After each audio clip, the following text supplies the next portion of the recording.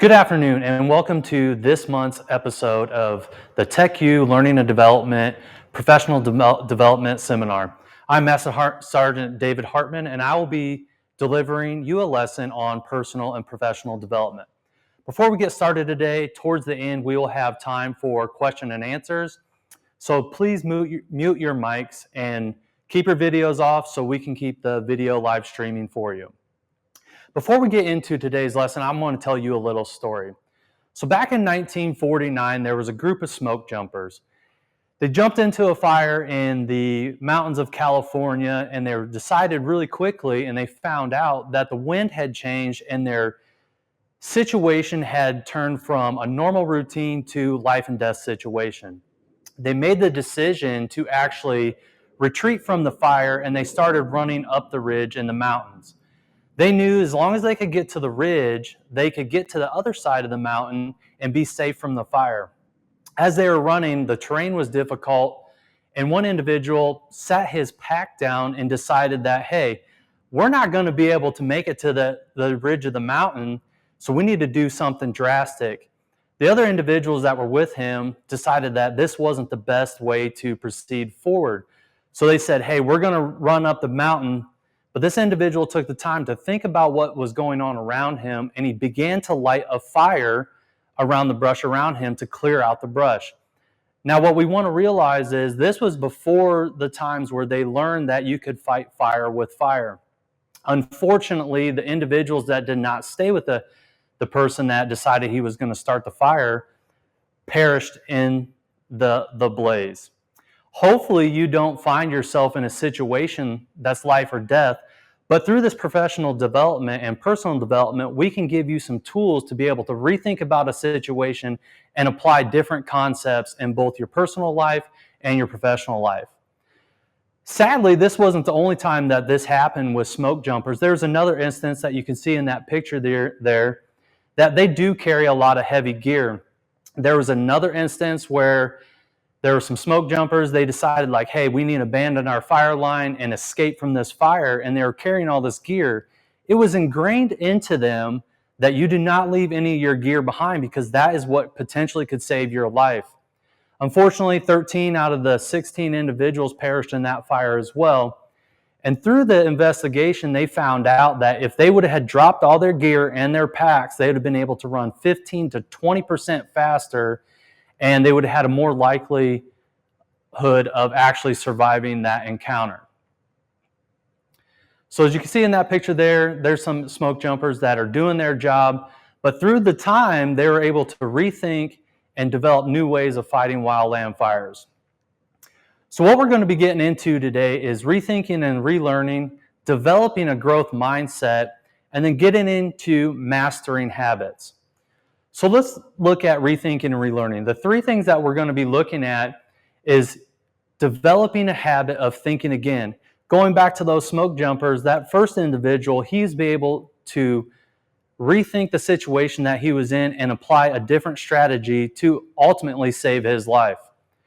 We want to also be able to collaborate our confidence and as well as invite others to question our thinking. So what does that look like? The first thing we're going to look at is the overconfidence cycle.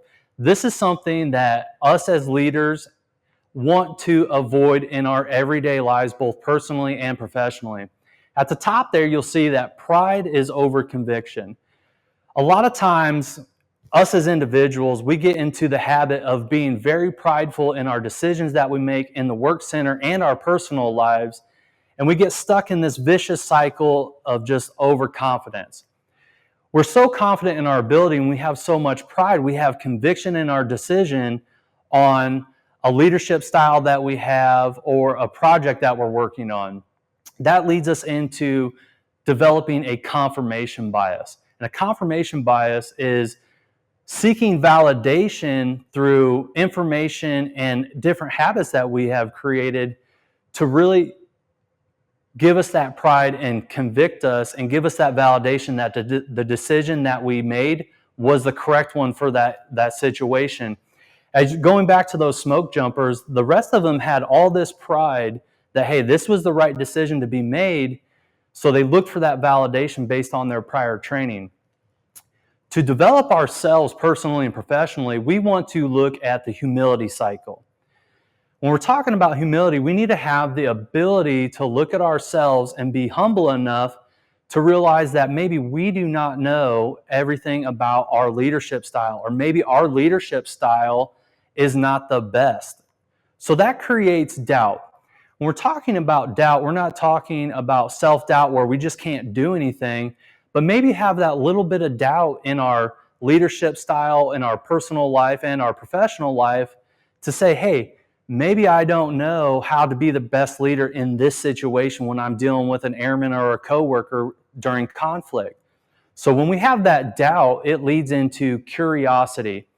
And really what curiosity develops in ourselves is, hey, maybe I need to go out and find different information or find different individuals that I can talk with to maybe get a different idea on how to lead in a certain situation or lead my shop in a different situation. So that goes into discovery. Discovery is the ability to go out, research different information, and find the best way to lead ourselves, lead our individuals that we're in charge of. So we really want to make sure that in any different situation as a leader, we want to focus on really being in that humility cycle and understanding that maybe we don't know the best way to lead in a different situation or lead a new shop. So how do we develop that habit of thinking again? The first thing you want to do is think like a scientist.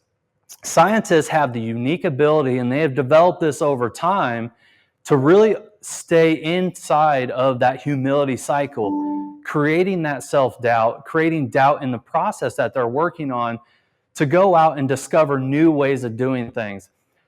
Last month, we watched this great endeavor of SpaceX. They caught the first ever heavy rocket booster that actually went up into space, came back down, and they were able to catch that. Think back to the NASA space race. We had all these rockets and space shuttles that we were sending into space. Now, all these rockets that were used, they were just considered one-time use. There's a bunch of space garbage out there. And so if those scientists spent a lot of time in that confidence cycle, it'd be like, hey, this is effective. We can send rockets up into space. It's a one-time use. But SpaceX was able to take all these scientists, they're able to get into that humility cycle and be like, hey, there is a different way we can do this. What if we could reuse these rockets? Now, from my understanding, the SpaceX heavy rocket booster did sustain some damage, but like my grandma used to say, you have to crack a few eggs to make an omelet. So really they were in that humility cycle and found a different way to send a rocket into space and actually reuse that rocket. The next thing we want to do is define our identity in terms of values and not opinions. So when we're talking about values over opinions, what we value as a leader, if you value time off for your individuals or taking care of your team, that is your value. So when you have that as part of your value, that becomes part of your identity and not an opinion. And that really creates more of a better leadership quality as you're developing those off of your terms of values. The next thing we want to do is, when we're developing our habit of thinking, is seek out information that goes against our own views. So when we're talking about this, we need to always be progressing as leaders, finding those individuals, maybe that's a mentor or maybe a sister service individual that, hey, I can bounce these ideas off of you. I think I should lead in a certain way. I think I should lead maybe more about that iron fist. Well, find somebody that will seek out and give you different information on how to be an effective leader, both in your personal life and your professional life as well. What we call this is the Dunning-Kruger effect. So if you look at the chart here, a lot of individuals really value confidence in their leaders. To us, confidence and competence go hand in hand. If you have an individual that is extremely confident, they walk into the room, they say, hey, I know everything about this. This is the end all be all. Well, maybe they do not know everything about the situation. And so we really want to make sure that we're aware of our confidence in our personal lives and professional lives. So when we're looking at that, we need to realize that maybe the situation is more complicated than I first thought. So really your confidence starts to go down a little bit, and you still don't have that competence or the knowing on how to perform a specific task.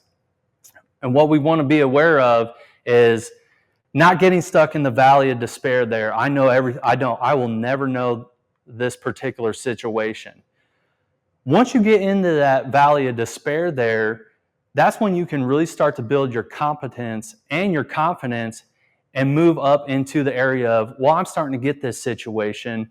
And then you can move into the guru there and say, hey, I have the competence now. I know how to handle myself in this situation. And then your confidence goes up as well. So what we want to be aware of is what we call the peak of Mount Stupid. So we want to be aware in ourselves that say, hey, I might be really confident. Let's say home station, me being in CE, I was really confident in my ability to perform my duties when I was home station. I went on a deployment and I knew as soon as I got there, everything was completely different than home station. So I really got into the valley of despair, and I was like, I have zero idea like how to do my job in this deployed location because it was totally outside my norm. Well, getting with those individuals and seeking that other information from individuals that had been in the deployed location for a little bit, that's where I entered into that slope of enlightenment. I started to understand how items were done and how things were done in that deployed environment, so my confidence was able to raise as well, along with my competence as well. And then about 2 months into the deployment, I entered into what we call the plateau of sustainability. I was able to do my job extremely effectively and then train the individuals when they got there into that deployed location as well.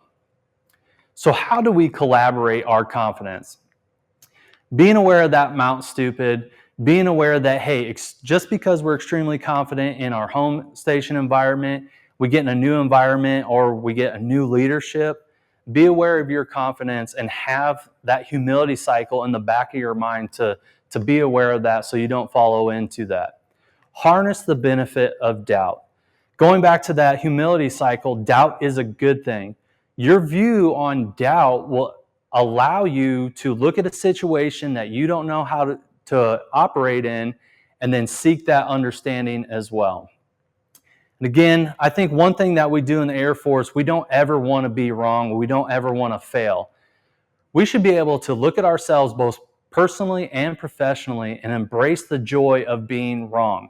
It's really hard to go against that. It's been ingrained in us from day one not to be wrong, not to make mistakes.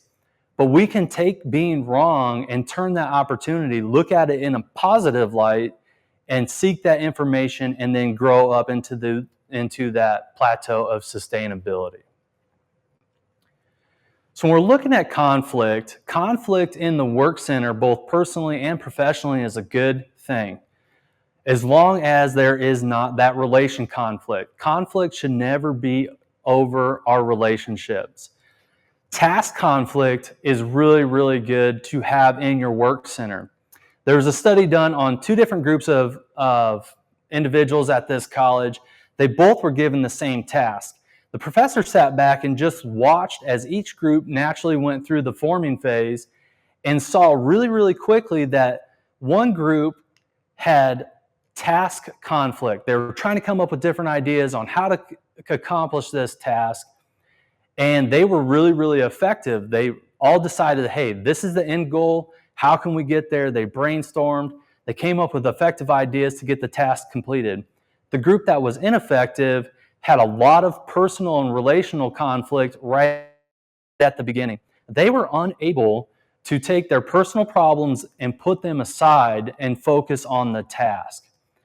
So work conflict, task conflict is a good thing as long as you are not allowing those personal conflicts on how you feel about a certain individual or their personal beliefs to really kind of derail your task that you are trying to accomplish.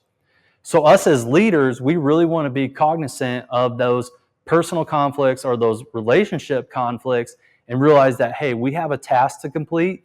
we can tabletop these personal relationships and get the task done.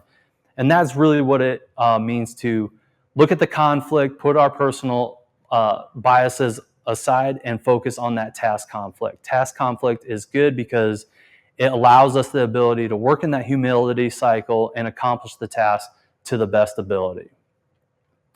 Another way we do this is invite others to question our thinking. So when we're looking at that, we need to take and learn that every person that we come in contact with, we have the ability to learn something new from them. I was a prior PME instructor, and I saw this in the PME classroom with my NCOA students. The most effective and the students in my classroom that had the most camaraderie, day one, when they were talking about their ground rules and how they're going to treat each other, they said, hey, we want to build those personal relationships. I realize that I may come from CE, I may come from POL, or I may come from security forces, but I have the unique opportunity to learn a different leadership style from everybody in this classroom. So when they started out the class, the 6 weeks like that, they really were able to learn from each other, and I saw them grow both personally and professionally within the classroom. What they did throughout that, they were able to build that challenge network. They challenged each other in the classroom to think outside of the box. They realized that they had a task to complete, but they said, hey, we're going to challenge you to become a better leader. We're going to challenge each other to become a better leader. We have the unique opportunity in this 6 weeks to be in a classroom environment where we can make those mistakes. Let's develop ourselves both personally and professionally. And they challenge themselves, and they still keep in contact to this day, and they run situations by each other to really challenge each other to become better leaders. And that's where they really did not shy away from that constructive conflict. Going back to task conflict and relationship conflict, as long as your conflict within your work center is constructive and you're trying to get to the end goal of completing the task, whether it's, hey, we want to make the culture better in our unit, or maybe we have a new thing we need to talk about, or a new program that we're trying to implement, don't shy away from that constructive conflict as long as you keep those relationship conflicts out of the way. Next, we're going to look at mindset. Mindset, in a nutshell, is just a mental framework that guides people how to think, feel, and act. And the two different mindsets that we're going to look at today is your fixed mindset and then that growth mindset. And we're really going to take some time to look at that growth mindset. So your fixed mindset is that individual that has the skills, they may be really smart, they have that intellect and talent to get the job done. They might be able to run your unit or the shop or the program that they're in charge of. The problem with having that fixed mindset is that they are unchangeable. They don't have the ability to change on how they do things. That growth mindset is that individual that has the skills, they have the intellect, they also have talent, but they realize that, hey, maybe we can change and maybe we can develop. But that's going to take practice and perseverance because it will not happen overnight. So they realize that they need to take that time to have that practice and perseverance during that growth mindset. So some things to avoid and to realize when you're dealing with yourself, maybe you're in that fixed mindset, is you might avoid challenge. You see challenge as maybe not just a challenge of, hey, this situation might not be the best to use this type of leadership. You really avoid that challenge. They see failure as proof. Maybe you came to a leader or somebody came to you and said, hey, I got this new idea I want to try, and it failed. And you say, hey, it failed. I told you it wasn't going to work. So be cautious of that. The individual that has that fixed mindset as well, they give up very easily because the status quo of, hey, this is the way we've always done it, is comfortable to them. Change is inevitable. A lot of people don't like to see change. That's where that fixed mindset comes into play because it's easy. And then they really say, well, why bother? This is the way it's always been done. Leadership might not want to change this, so we won't do that. When we're looking at that growth mindset, this is that type of individual that embraces that challenge again. They see failure as an opportunity. Jocko Willink has a video out there where he's on a podcast and he's being interviewed. And he said, hey, the mindset of failure as an opportunity is say, hey, Maybe you failed at a mission. Good. That gives us the opportunity to go back to the drawing board, rethink our training, and it makes us better for the next mission we have to go out on. They realize that effort leads to success. The more effort that they put into their leadership style or a plan or a program that they're in charge of, it's going to take some effort, but we will get there. Our success will be at the end of the road. And really, you want to say to yourself, I want to improve. For me, coming to a different, leaving the CE world, going into the PME world, I wanted to improve my abilities as an instructor. Did it happen overnight? No, it didn't. But with continued effort, I was able to develop myself and become a good PME instructor. So how do we foster that growth mindset? We need to be able to look at ourselves through some of that self-reflection and acknowledge and embrace imperfection. It's been rooted into us from the beginning that, hey, we're in the military, we need to be perfect. But having that growth mindset, we realize that, hey, maybe I'm not perfect all the time. So I need to acknowledge that in myself, both in my personal and professional life, and say, hey, I can embrace this imperfection to acknowledge that, and then how can I develop myself? We also need to redefine success. Funny little story, my daughter is her first year in Tennessee schools, and she wants to just get straight A's and do really good in school. I had to sit her down and say, hey, I know you want to get straight A's in school, but you're coming from a different state and how they did your schooling. So maybe we need to redefine your success and look at, hey, maybe we just need to be comfortable with going to new school. I know it can be challenging. I know it can be very stressful starting a new school. So maybe our success at the beginning of the school year looks like, hey, I'm just comfortable with going to school and I'm happy to go to school.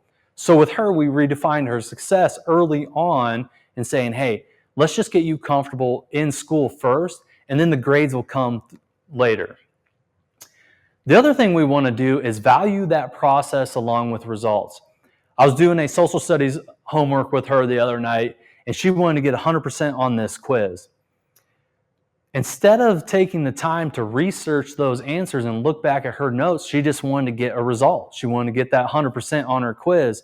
I said, well, maybe we need to value the process, look at how we can research and develop learning through that way, and then we will get our results.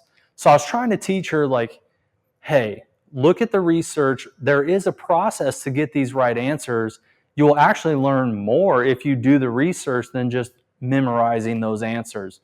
So I was trying to get her to value that process. We can apply that in our leadership style, both personally and professionally.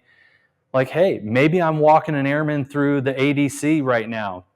There's a process that goes along with that. You as a leader, if you value the process that that person's going through, that will give you the knowledge and the forethought to, hey, if that situation happens again, I know that process now, and then this is the results that we can get from that.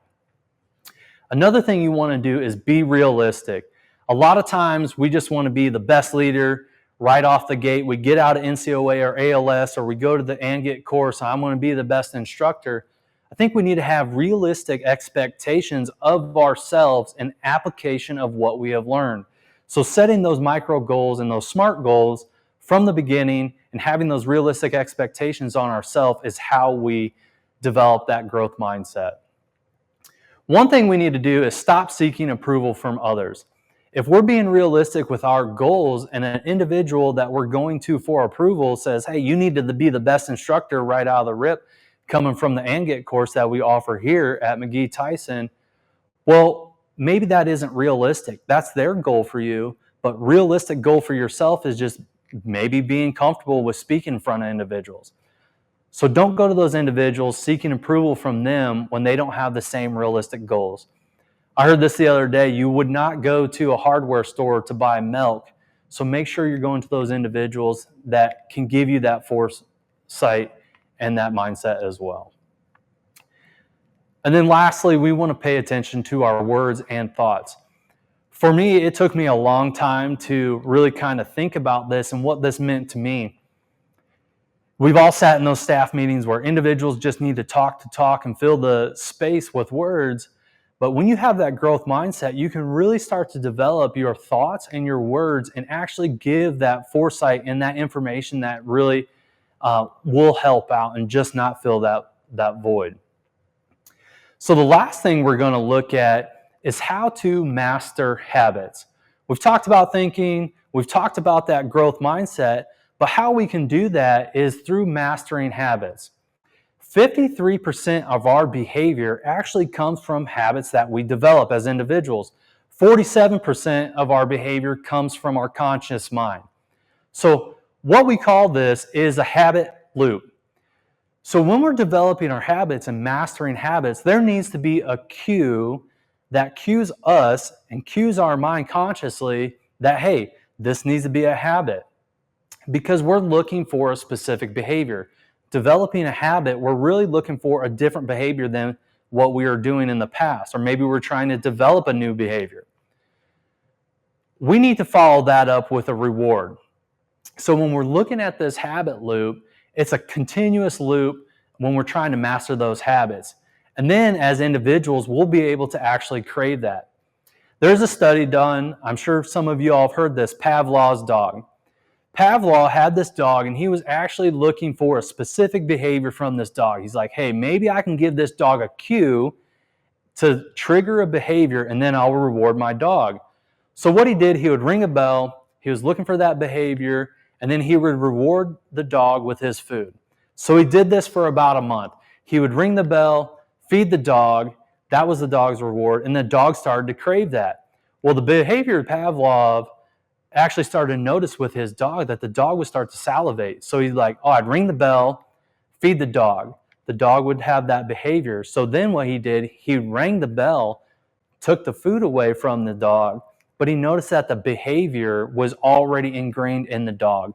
The dog would continue to salivate because he's like, hey, I'm going to get my reward. The bell rang, there was my cue. I'm going to get my reward.